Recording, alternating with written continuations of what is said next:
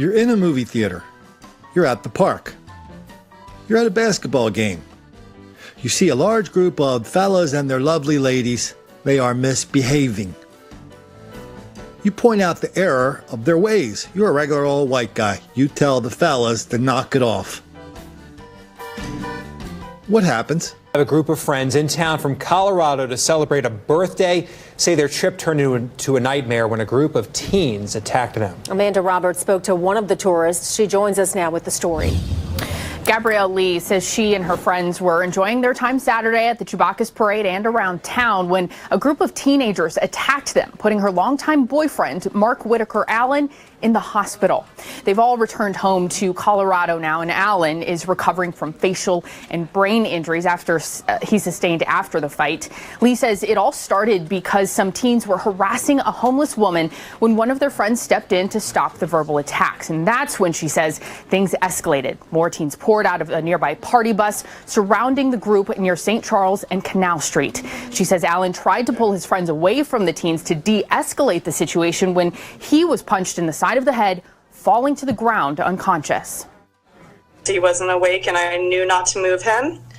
And once I saw him start moving and trying to move his head, I rolled him over and his teeth and blood were all over my hands.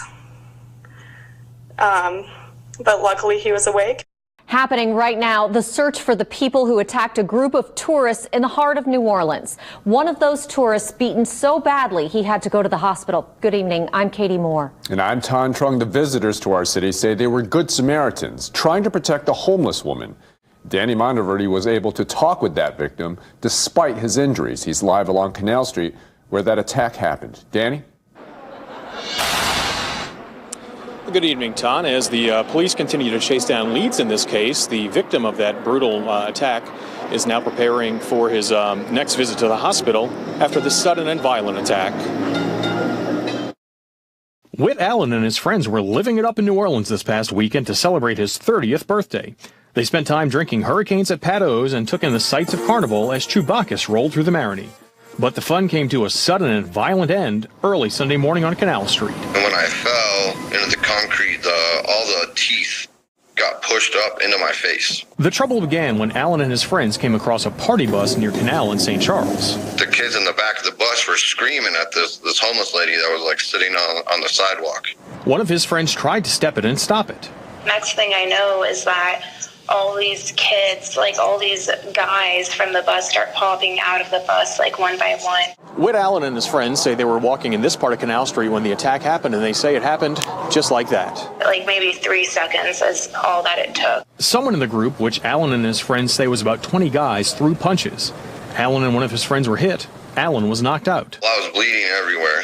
There was blood, just all down my shirt. Allen was rushed to University Medical Center where doctors treated him for a broken jaw and fractures to his face. I pretty much lost like the fourth center of my teeth, and then obviously this was like a hole completely through my lip, and I had this big hole in my chin, and then there are stitches on the inside of my lip, so yeah, it was kind of extensive. He's back home in Denver now, but he still has months of doctors and dentist visits ahead of him. And they're going to have to do a bone graft, and they're going to have to let that heal for probably about 9 months at least, and then they'll be able to do implants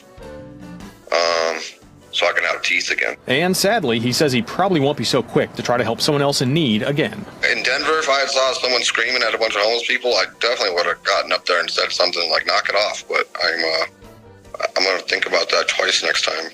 Well, that's what happened. That's what happens. Please, sir. I want some more.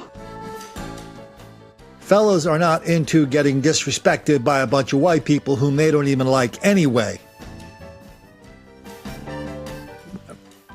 Could have been New Orleans, could have been Chicago, Baltimore, Washington, Philly, Camden, St. Louis, Kansas City, 1,000 other places. That is how it is.